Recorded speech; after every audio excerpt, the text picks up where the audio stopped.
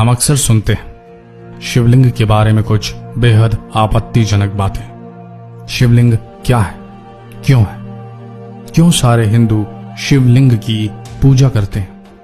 कुछ लोग तो यहां तक पहुंच जाते हैं कि लिंग की पूजा क्यों की जाती है। आज का वीडियो उन सारे सवालों का जवाब है, उन सारे लोगों को जवाब है, और यह जवाब उन लोगों तक पहुंचेगा तब जब आप इस वीडियो को लोगों में, अपने समाज में फैलाएंगे। तो बने रहिए इस वीडियो के अंत तक। भगवान शिव की शक्ति, महिमा और दयालुता की बहुत सी कहानियां प्रचलित हैं।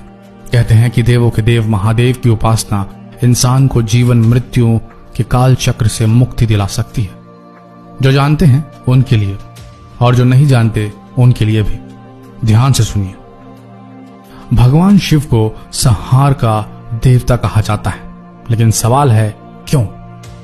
सृष्टि की उत्पत्ति, स्थिति एवं संहार के अधिपति हैं शिव, लेकिन क्यों? इसलिए क्योंकि हिंदू वेदों में साफ साफ लिखा है और बताया गया है कि शिव अनादि तथा सृष्टि प्रक्रिया के आदि स्रोत हैं। ध्यान दीजिए, शिव अनादि है, जिसका मतलब जिसका न आदि है न अंत, जिसने कभी जन्म नहीं लिया। शिव सृष्टि प्रक्रिया के आदि स्रोत है, जिसका मतलब पूरा क्रिएशन ऑफ यूनिवर्स और ओरिजिन ऑफ लाइफ, इसके सोर्स शिव ही है। ये सारी चीजें वेदों में लिखी हैं। दोस्तों, बस आवश्यकता है उन्हें थोड़ा मॉडर्न पर्सपेक्टिव से समझने की। अगर शिव ही सृष्टि के सृजन करता है, मेकर ऑफ द यूनिवर्स, और शिव ही संहार कर सकते हैं इस सृष्टि का, यानी कि अपोकलिप्स, तो सोचिए फिर शिव ही केंद्र बिंदु नहीं हुए?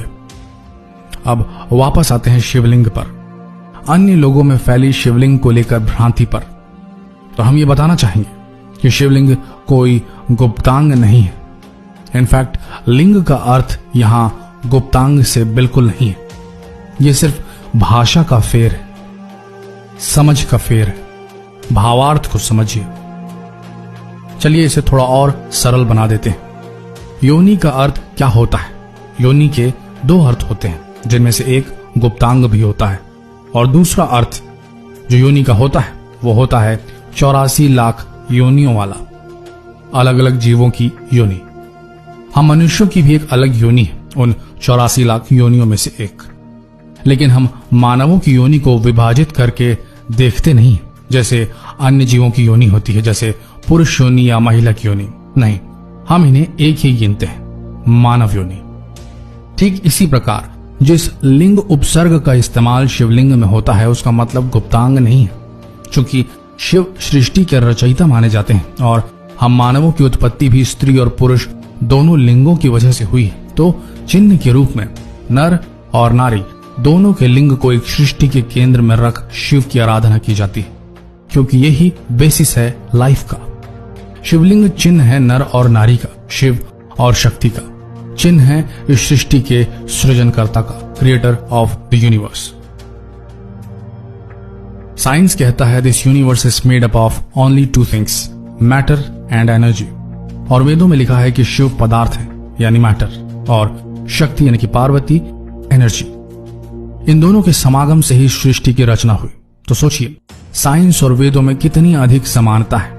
और ये शिवलिंग अगर आप ध्यान से देखें तो इसमें नर और नारी दोनों का समावेश है, शिव और शक्ति दोनों का समावेश है, पदार्थ और शक्ति दोनों का समावेश है, मैटर और एनर्जी दोनों का समावेश है शिवलिंग।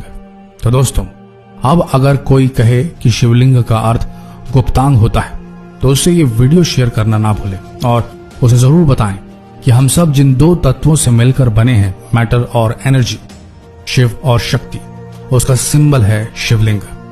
कृपया इसे लेकर अपने मन में भ्रांतियां ना पालें। हमने अपना काम कर दिया दोस्तों, अब आप पर है। आप इस संदेश को अपने तक सीमित रखना चाहते हैं या पूरे भारत देश और विश्व के पूरे जन्य सामान्य तक पहुंचाना चाहते हैं?